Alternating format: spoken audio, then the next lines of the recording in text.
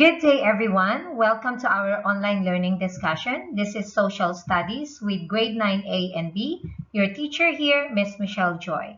This video will serve as your final assessment review for your upcoming final assessment next week, so please focus and pay attention.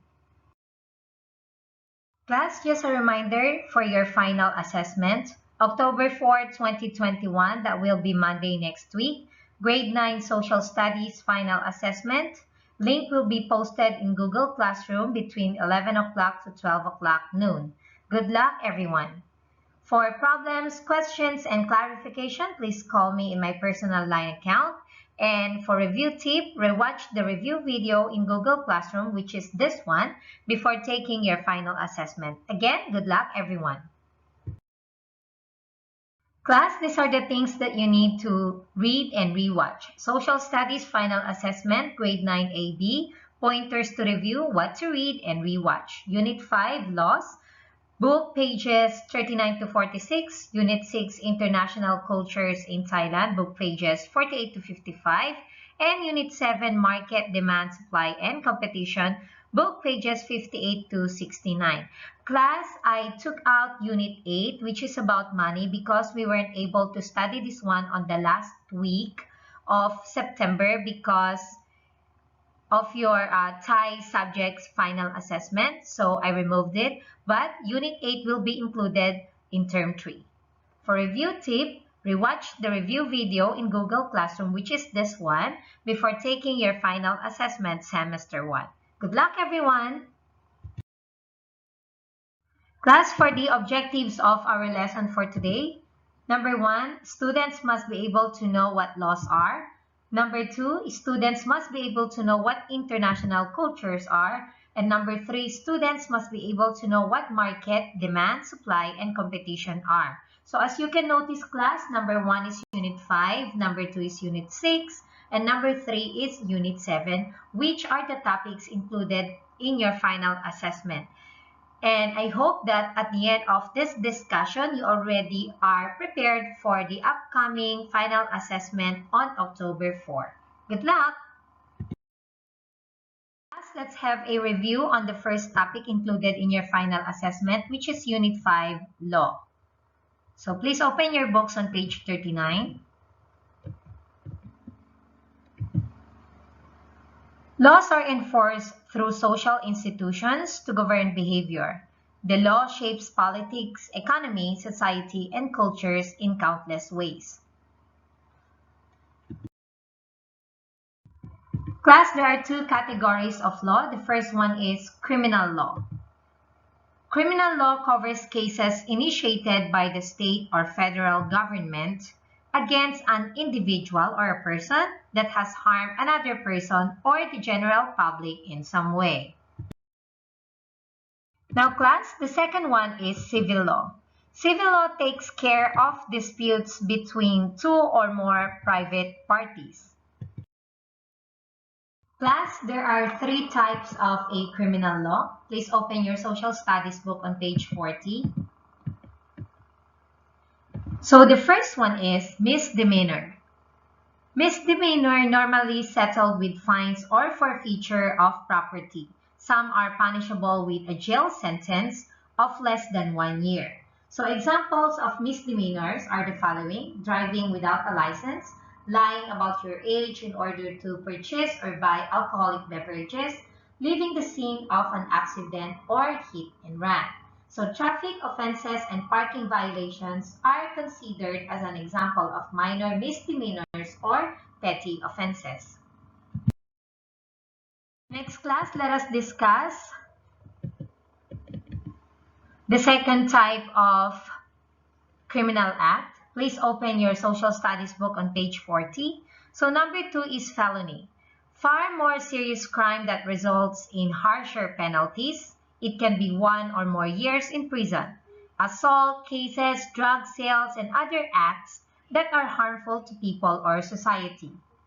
So felonies are crimes that are generally punishable by death or imprisonment exceeding 1 year.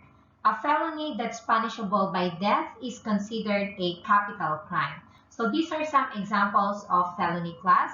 burglary, rape, arson, robbery, manslaughter, murder, and mayhem. The third type of criminal law is treason. So please open your book on Social Studies, page 40. What is treason? It's a crime of showing no loyalty to your own country, helping its enemies, or attempting to defeat its government. So an example is a spy of another country. The most common form of treason has become the selling of government secrets to hostile countries. Now, class, talking about the two types of law, which are criminal law and civil law, let us discuss the two elements of a crime. So please open your social studies book on page 41. So the first one is the physical act of the crime, or actus reus, a criminal act that was the result of voluntarily bodily movement. Another form of actus reus is omission, or an act of criminal negligence. The exception to actus reus is when the criminal actions are involuntary, any movement made while a person is asleep or unconscious. So in actus reus class, it is usually the act of committing an offense, the physical act. However, the actus reus of an offense can also be an omission. So what's an omission? An omission is the failure to do something. For example, the failure to stop at a traffic light, or the failure to wear a seat belt. Now, class, let us discuss the second type of a crime. Please open your social studies book on page 42. So we have the mental intent to do the crime, or mens rea. The mental state which a person was in while committing a crime. It determines whether someone committed a criminal act intentionally or accidentally. It can refer to a general intent to break the law, or a specific premeditated plan to commit a particular offense. To be declared guilty for any activity, the suspect must have done the act willingly with no consideration for the safety of others.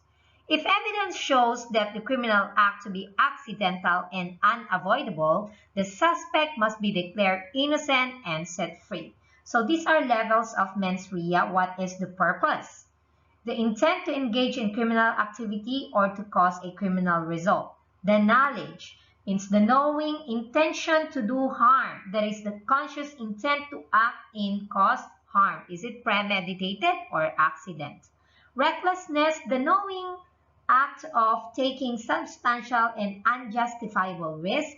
And the last one, negligence, the unwitting creation of substantial and unjustifiable risk when reason should recognize that risk. Class, let us discuss about the sentences or punishment that will be given to a offender or suspect that is proven guilty by the court of law. Please open your social studies book on page 43. So, what are sentences? Sentences are punishment for convicted defendants or the suspects who are declared guilty of a crime in a court of law. Now, class, these are the punishment or sentences for convicted defendants. The first one is death penalty, means the convicted defendant is sentenced to die for his or her crime if he or she is proven guilty by the court of law. The second one is incarceration, means the convicted defendant is to be housed in jail or prison. Jail for a short period of time, prison for a long period of time.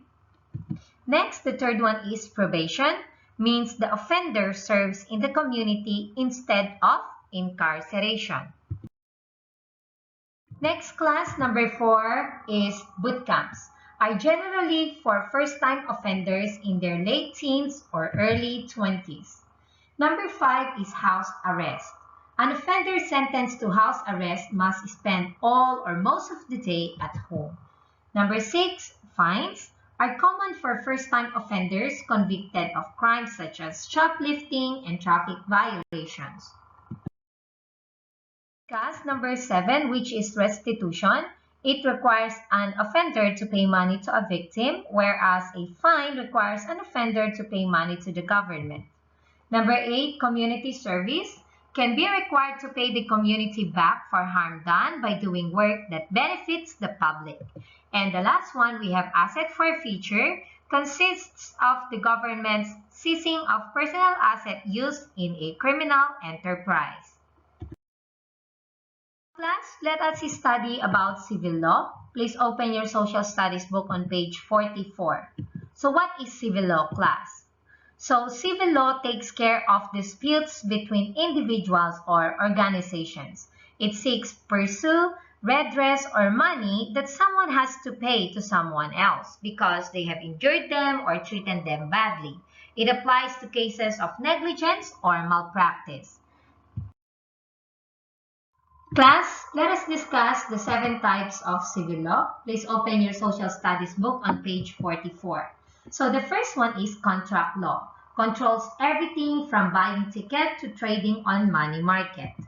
The second one is property law. Regulates the transfer and title of personal property and real property. And the third one is trust law. Applies to assets held for investment and financial security.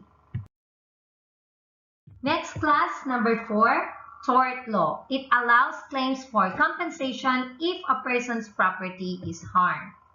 Number 5 is constitutional law. It provides a framework for the creation of law, the protection of human rights, and the election of political representatives.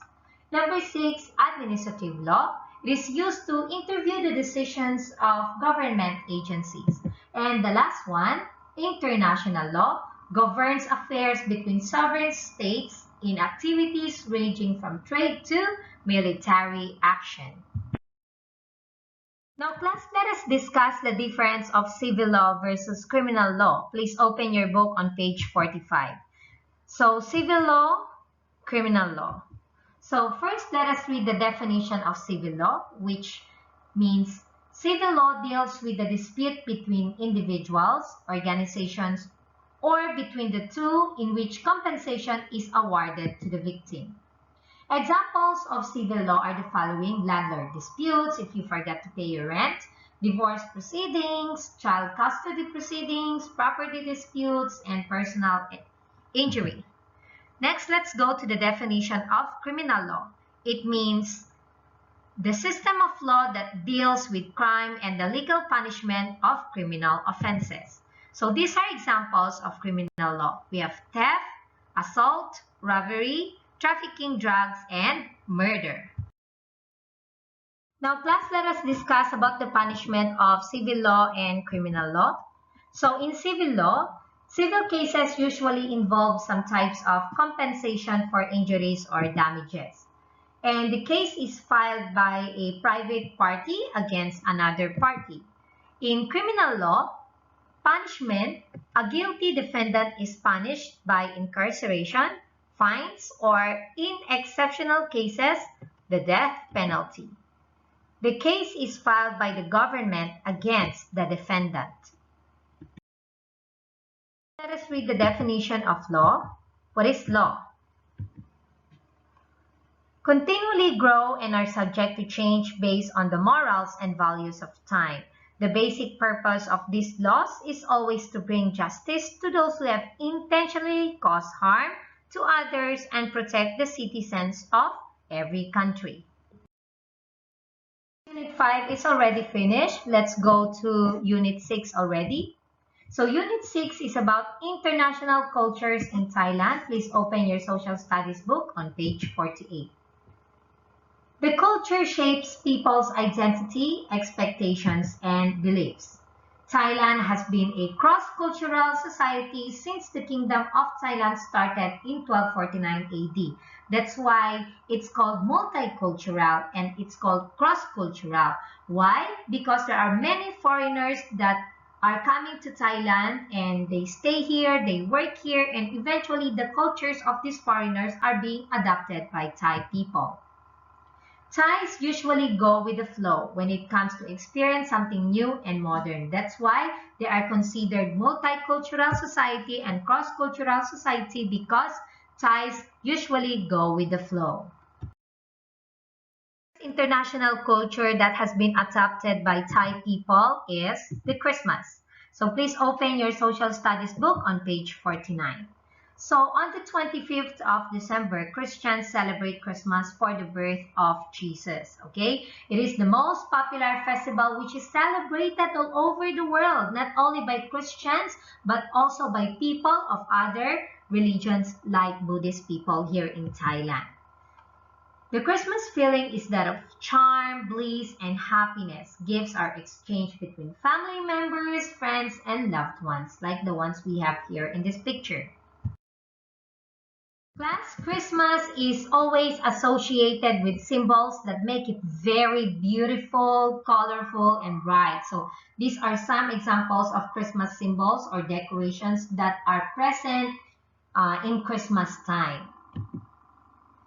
The best memory associated with Christmas is that of Santa Claus. Why did Santa Claus become very famous? Because children believe that at the night or at the eve of Christmas, Santa Claus come to their house to give their presents. The 6th of December is also known as Saint Nicholas Day. Let us proceed to the second international culture that adopted by Thai people, vegetarianism. Please open your social studies book on page 50. Vegetarianism is the practice of abstaining from meat, means not eating meat. An ovo-vegetarian diet includes eggs but not dairy products. A vegan or strict vegetarian diet excludes all animal products including eggs, dairy, beeswax, and honey.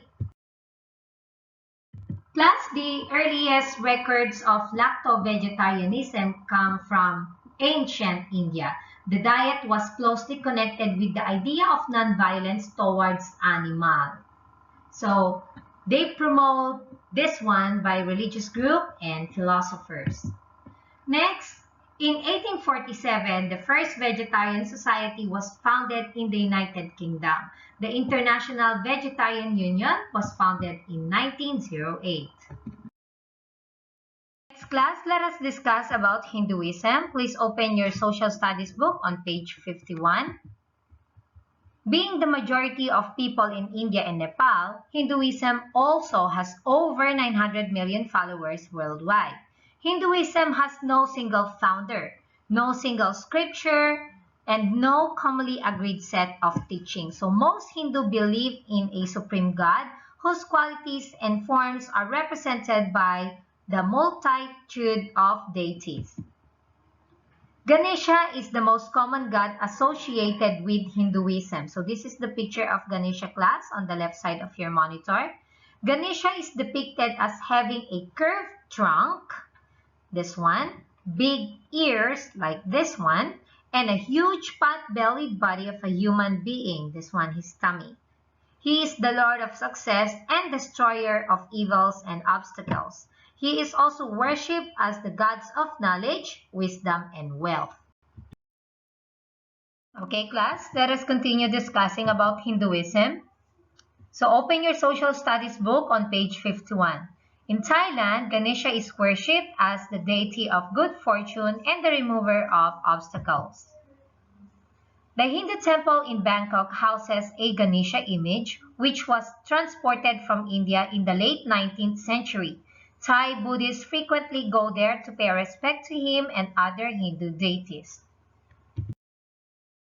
Let us discuss about Chinese New Year. Please open your social studies book on page 52. Chinese New Year, also known as Spring Festival, is the biggest celebration of the year in China. The date of Chinese New Year changes from year to year corresponding to the new moon or black moon in either late January or February. Every family buys presents, decorations, food, new clothes, and people have their hair cut. Houses are cleaned up to sweep out bad luck and clear the way for good luck. Doors and windows are newly painted in red. Red is lucky. People decorate their homes with lanterns. Class, let us continue discussing about Chinese New Year. Open your social studies book on page 52.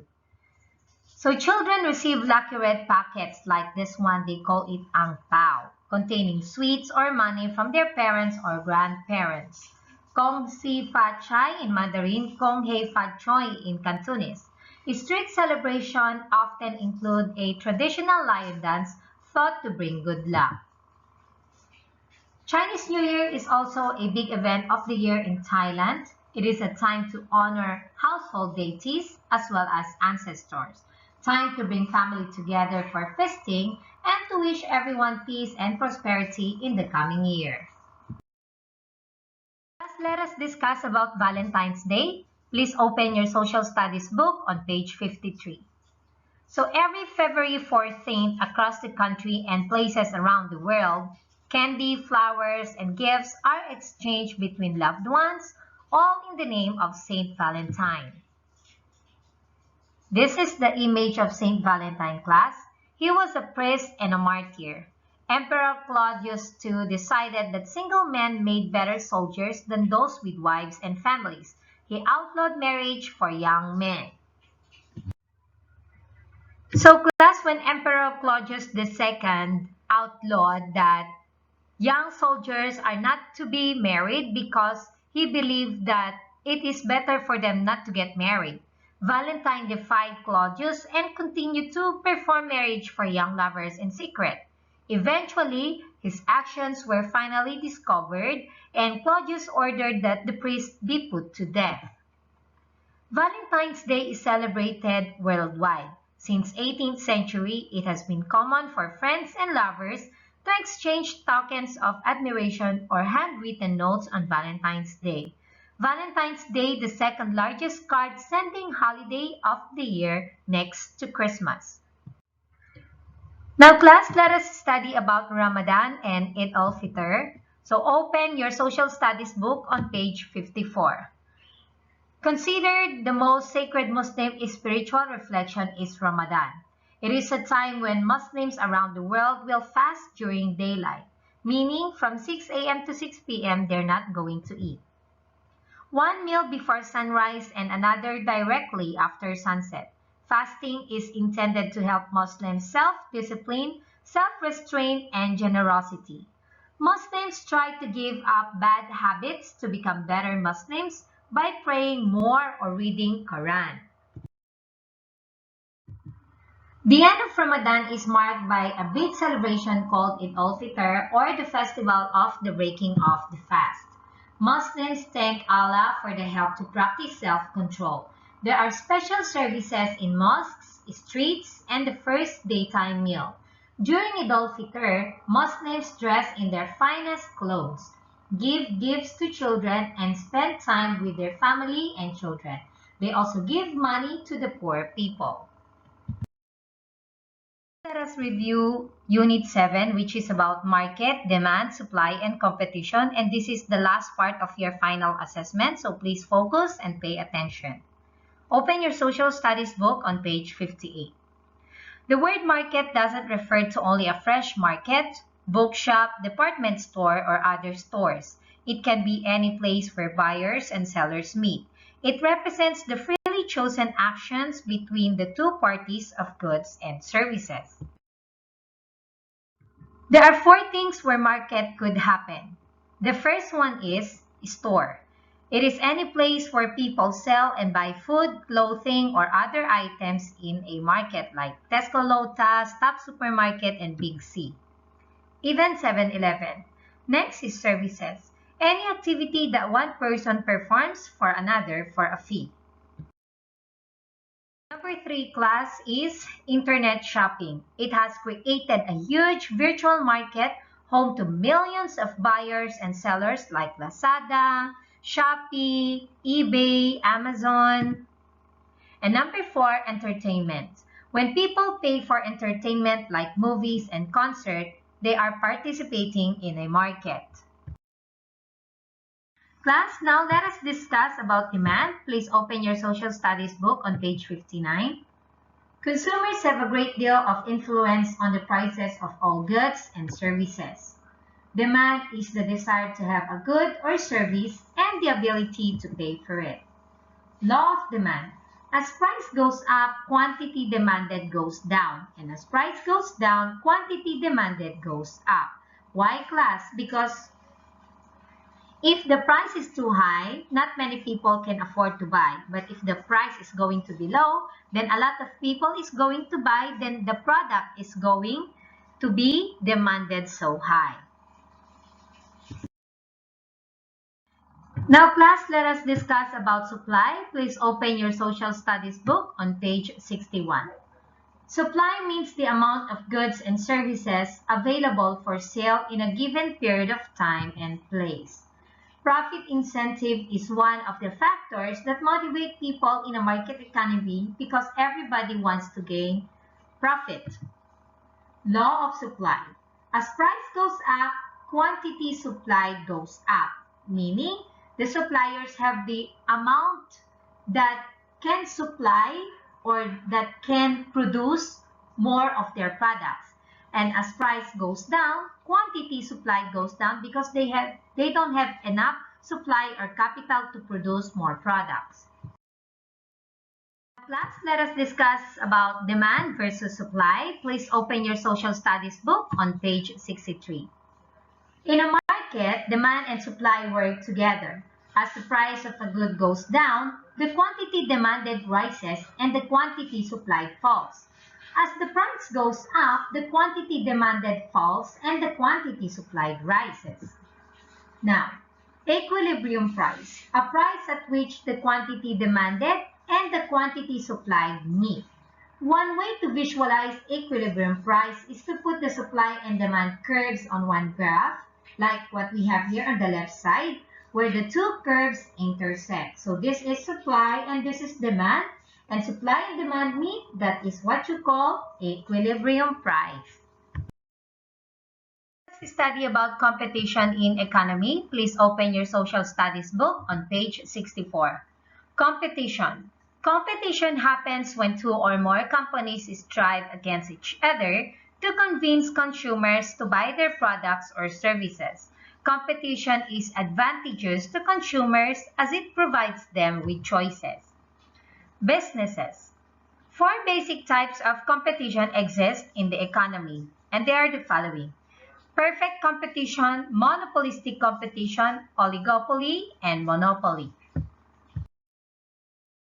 Class, let us discuss about the four types of economic competition. Please open your social studies book on page 65.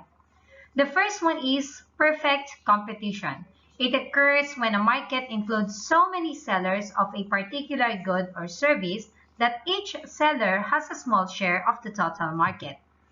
But in able for a perfect competition to happen, there are 5 conditions to occur. The first one is a large market, meaning many buyers and sellers. Letter B, nearly identical product, means same products. Next, easy entry and exit, low capital. Next, easily obtainable information, supply is easy. And the last one, independence. Now, class, let us continue. Please open your social studies book on page 66. Pure monopoly. A single seller controls the supply of the good or service and thus determines its price. The supplier can raise without fear or losing business because buyers have nowhere else to go to buy the good or service. As the price of a good or service rises, consumers buy less. 4 characteristics of a monopoly.